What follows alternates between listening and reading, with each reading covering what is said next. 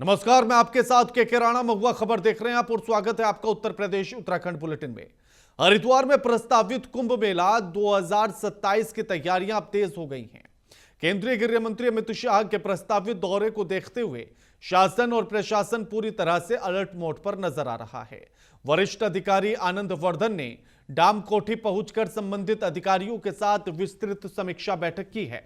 इस दौरान मेला क्षेत्र का स्थलीय निरीक्षण भी किया गया।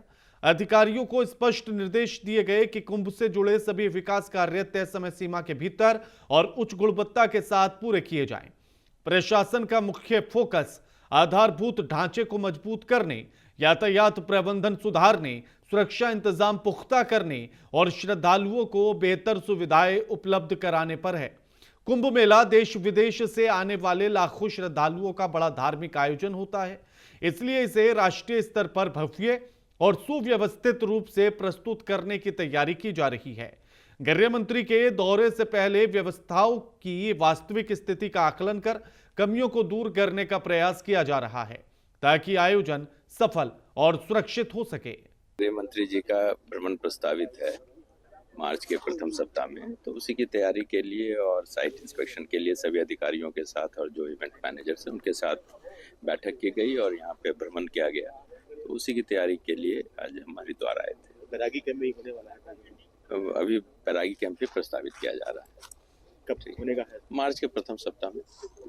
आज निरीक्षण भी किया गया सर। हाँ,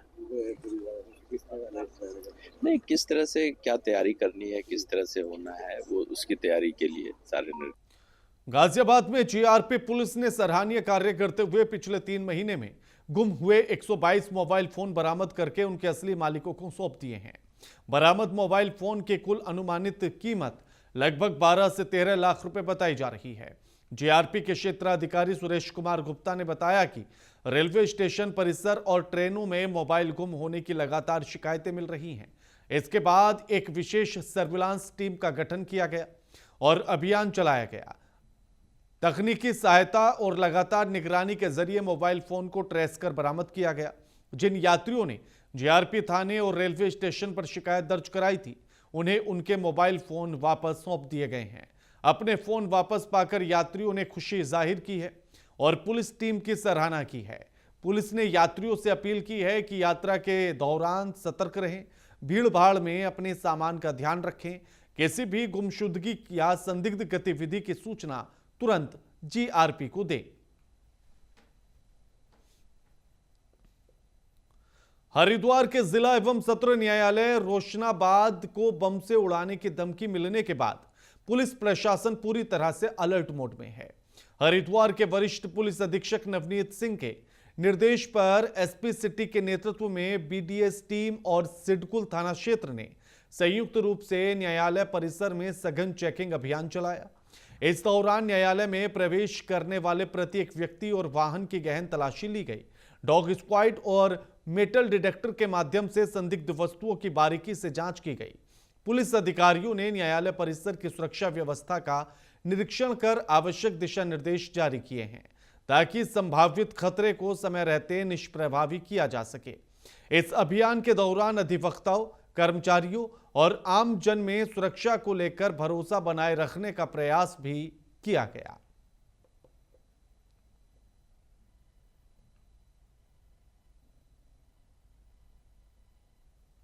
खबर लखनऊ से है, जहां सपा के विधायक और कार्यकर्ता चुनाव आयोग के दफ्तर पहुंचे। आरोप लगा कि स्थानीय प्रशासन लोगों पर दबाव बना रहा है, वोटर्स के नाम काटे जा रहे हैं।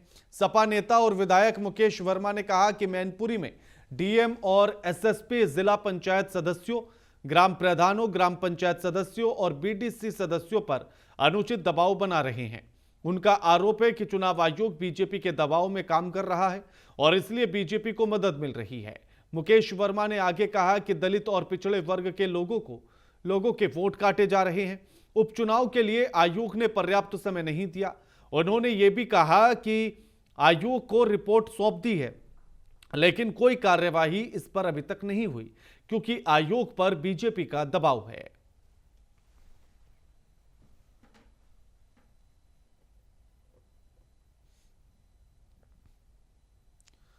उत्तर प्रदेश बोर्ड की हाई स्कूल और इंटरमीडिएट परीक्षा आज से शुरू हो गई हैं। गाजियाबाद में पहली पाली की परीक्षा सुबह 8:30 बजे शुरू होकर 11:45 पर समाप्त हुई। छात्रों में परीक्षा को लेकर खासा उत्साह देखने के लिए मिला। उत्तर प्रदेश माध्यमिक शिक्षा परिषद की ओर से आयोजित परीक्षा शांतिपूर्ण ढंग से संपन्न हुई। आज पहली पाली में हिंदी विषय का पेपर था। गाजियाबाद में 64 परीक्षा केंद्र बनाए गए थे, जहां सुरक्षा के कड़े इंतजाम किए गए। अधिकांश छात्र छात्राएं समय से पहले ही केंद्रों पर पहुंच गए थे। परीक्षा समाप्ति के बाद छात्रों ने बताया कि उन्होंने अच्छी तैयारी की थी। पेपर संतुलित और सिलेबस के अनुरूप था। छात्रों के चेहरे पर संतोष और आत्मविश्वास साफ नजर आया। अब सभी की नजरें अगली परीक्षा और आगे की तैयारियों पर हैं।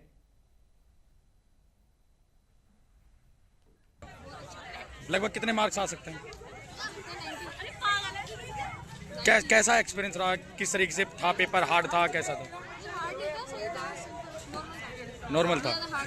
अच्छा, क्या बनना चाहते हैं आप? कितने घंटे तैयारी की? कितने घंटे पढ़ाई करी?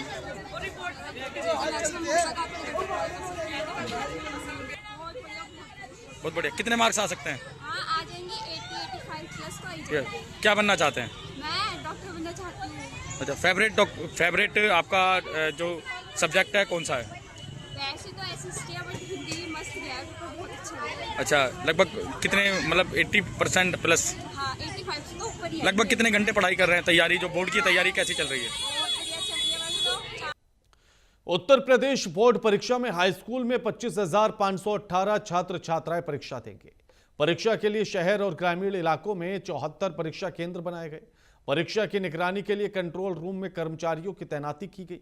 इसके अलावा परीक्षा केंद्रों पर 6 सचल दल और 74 स्टैटिक मजिस्ट्रेट नियुक्त किए गए। सभी केंद्र सीसीटीवी कैमरों से लैस हैं, जो 24 घंटे सक्रिय रहेंगे। आज पहली पाली में 10वीं की परीक्षा सुबह 8:30 बजे से 11:45 तक संपन्न हुई। वहीं दूसरी पाली में इंटरमीडिएट की परीक्षा दोपहर 2 बजे से शाम 5:15 पर आयोजित हुई। परीक्षा केंद्रों में प्रवेश सघन तलाशी के बाद ही कराया गया। परीक्षा में किसी भी लापरवाही या अनुचित गतिविधि पाए जाने पर संबंधित केंद्र व्यवस्थापक के खिलाफ विभागीय कार्रवाई की जाएगी। विभाग ने परीक्षा को नकल विहीन कराने के लिए सभी संभव इंतजाम कराए हैं। मैं रामपुर के राजकीय इंटर कॉलेज पर मौजूद हूँ। आज से यूपी बोर्ड की परीक्षाएं शुरू हो गई हैं। जिले में 74 परीक्षा केंद्र बनाए गए हैं। कंट्रोल रूम भी स्थापित किया गया है। कंट्रोल रूम में कर्मचारियों को ड्यूटी भी लगाई गई है। कंट्रोल रूम को 24 घंटे चालू रखा जाएगा। और अगर हम बात करें तो सभी परीक्षा केंद्रों पर सीसीटीवी कैमरे भी लगाए गए हैं और परीक्षाएं जो हैं सीसीटीवी कैमरे की निगरानी में कराई जा रही है। परीक्षा देने वाले जो विद्यार्थी हैं, परीक्षार्थी हैं, यहाँ आ रहे हैं तो गेट पर ही उनकी तलाशी ली जा रही है। तलाशी लेने के बाद ही उनको परीक्षा केंद्र में प्रवेश कराया जा रहा है। प्रशासन का हर संभव प्रयास है कि परीक्षा को नकल विहीन बनाया जाए। उत्तर प्रदेश सरकार की मुख्यमंत्री सामूहिक विवाह योजना के तहत हमीरपुर में भव्य सामूहिक विवाह सम्मेलन का आयोजन किया गया। इस कार्यक्रम में कुल 180 जोड़ों ने विधि विधान के साथ शादी रचाई। कार्यक्रम में वरिष्ठ प्रशासनिक अधिकारी और राज्यसभा सांसद बाबूराम निषाद ने अभिभावक की भूमिका निभाते हुए नवविवाहित जोड़ों को आशीर्वाद दिया और उनके उज्जवल भविष्य की कामना की है। नवविवाहितों को सरकार की ओर से उपहार और आर्थिक सहायता भी प्रदान की गई। समारोह में परिजन और स्थानीय लोगों की उपस्थिति ने माहौल को उत्सव में बना दिया। यह सामूहिक विवाह कार्यक्रम समाज में समानता और सामाजिक सहयोग का संदेश देता है। हमीरपुर के कुछेछा डिग्री कॉलेज ग्राउंड में मुख्यमंत्री सामूहिक विवाह कार्यक्रम का भव्य आयोजन हुआ। जिले में अलग अलग क्षेत्रों से आए 180 जोड़ों का विधि विधान से विवाह कराया गया। कार्यक्रम के दौरान प्रशासनिक अधिकारियों और राज्यसभा सांसदों ने अभिभावक बनकर सभी रस्में पूरी कराई। नवविवाहित जोड़ों को सरकार की ओर से उपहार और आर्थिक सहायता भी दी गई। समारोह में परिजनों और स्थानीय लोगों की मौजूदगी से माहौल उत्सव के जैसा रहा।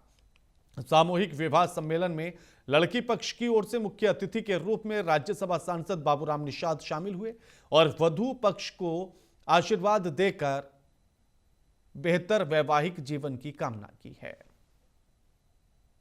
देखिए, आज कुछेचा डिग्री कॉलेज के अंतर्गत जो मुख्यमंत्री सामूहिक विवाह योजना के अंतर्गत 160 जो जोड़े हैं उनको शादी यहाँ पे हमारे द्वारा प्रशासन के द्वारा कराई गई है।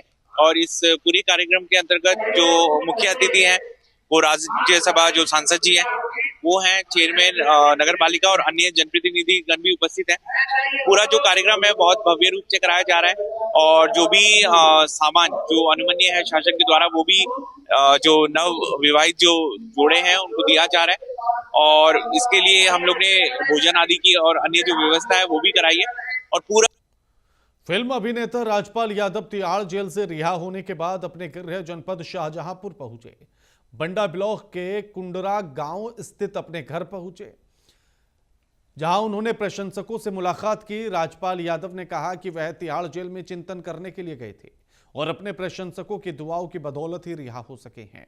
उन्होंने मजाकिया अंदाज में यह भी कहा कि वह सिगरेट पीने के आदी हैं और देश की जेलों में बंद कैदियों के लिए धूम्रपान की व्यवस्था किए जाने की अपील की। घर पहुंचने के बाद उनसे मिलने के लिए स्थानीय लोग और पुलिसकर्मी भी पहुंचे। इस दौरान कई पुलिसकर्मी उनके साथ सेल्फी लेते हुए नजर आए। राजपाल यादव अपने भाई की बेटी की शादी में शामिल होने के लिए सीधे शाहजहांपुर पहुंचे थे।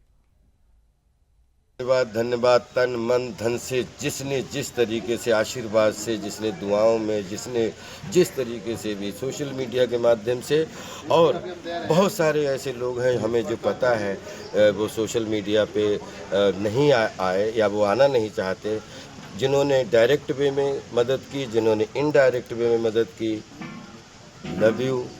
आपका धन्यवाद आपके लिए बहुत छोटा है, लेकिन मैं आपके इस इज्जत की, आपके इस जेस्चर की हृदय से रिस्पेक्ट करता हूं और आपको, आपके परिवार के लिए, आपके मित्रों के लिए, अपने देश के लिए इतनी सारी दुआएं करता हूं कि जो भी आपने मेरे लिए सोचा सब में 3 0 इंटू में लग जाए सफलता के, उन्नति के। इतनी बरकत हो आप सब। Love you. बुलेटिन में फिलहाल इतना ही। नमस्कार।